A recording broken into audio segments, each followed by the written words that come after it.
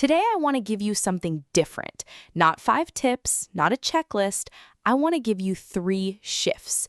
3 actual shifts in how your brain operates that separate the people who change their life from the people who talk about changing their life for the next 20 years and never do. And before I give you the 3, I need to tell you something that's going to sound harsh, but it's actually the kindest thing anyone's ever said to me. Your mindset isn't broken. It's working perfectly. It's just working for the wrong job. You think you have a motivation problem. You don't. Motivation was never the issue. Your brain isn't lazy and it isn't weak. Your brain is doing exactly what it was built to do: protect the version of you that already exists. That's it. That's the whole game. Your mind's job isn't to make you better. Its job is to keep you recognizable, familiar, predictable, because predictable to your nervous system equals safe. So every time you try to think bigger, act bolder, push past what's comfortable, something inside you pulls the emergency brake. Not because you're incapable, because change to a brain wired for survival looks identical to danger. Once I understood that, everything changed because I stopped trying to fight my own mind like it was the enemy, and I started working with it instead. So here's shift number 1. I remember exactly where I was the day I realized I didn't actually believe I'd succeed. I just kept saying I would. I was sitting in my car outside a job I hated, telling myself this year is the year, for what felt like the 4th year in a row, and nothing moved. Because I was trying to change my actions without ever touching the belief underneath them. Psychologists call this identity-based behavior, the idea that we don't act based on what we want, we act based on who we believe we already are. That's why people can want something with their whole chest and still sabotage it. It's not weakness, it's alignment. Your actions are just trying to match the picture you already have of yourself. That morning in the car, I wasn't someone who believed they'd built a different life. I was someone hoping for one. And hope, without identity behind it, just runs in place. So I stopped asking, what do I need to do today?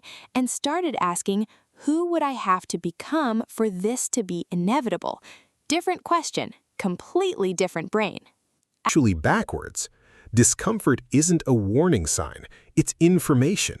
It's your nervous system telling you that you're standing exactly at the edge of your current identity, which is the only place real growth ever happens.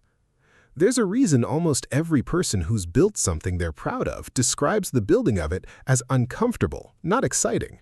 Growth doesn't usually feel like inspiration, it feels like friction. So here's the micro-action I started using, and it's stupidly simple. Every time I felt that pull to quit something hard, instead of asking, how do I make this easier, I started asking, what is this discomfort trying to build in me right now? That one rewording changed my relationship with difficulty completely.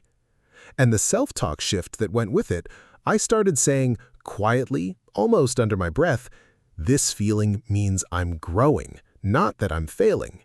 Not, I can do this. Not some pumped-up hype line, just a quiet fact, repeated until my nervous system believed it instead of fearing it. So that's shift 2. Discomfort as data, not danger. Your inner voice is a habit, not the truth. The third shift is the one that actually held the first 2 together, because without it, none of the rest sticks. For years, I treated my inner voice like it was reporting facts. I always quit things. I'm not the disciplined type. People like me don't end up successful. I said these sentences so often I stopped hearing them as opinions. They just felt like the truth about who I was. Here's what changed that. Your inner voice isn't reporting reality, it's running on repetition. Neuroscience backs this up plainly. The brain doesn't strengthen pathways based on what's true, it strengthens pathways based on what's repeated. Whatever sentence about yourself you've said the most, true or not, is the one your brain treats as identity. Not because it's accurate, because it's familiar. So I went back through the sentences I'd been repeating about myself for years, and I picked them apart one by one. I always quit things. Really?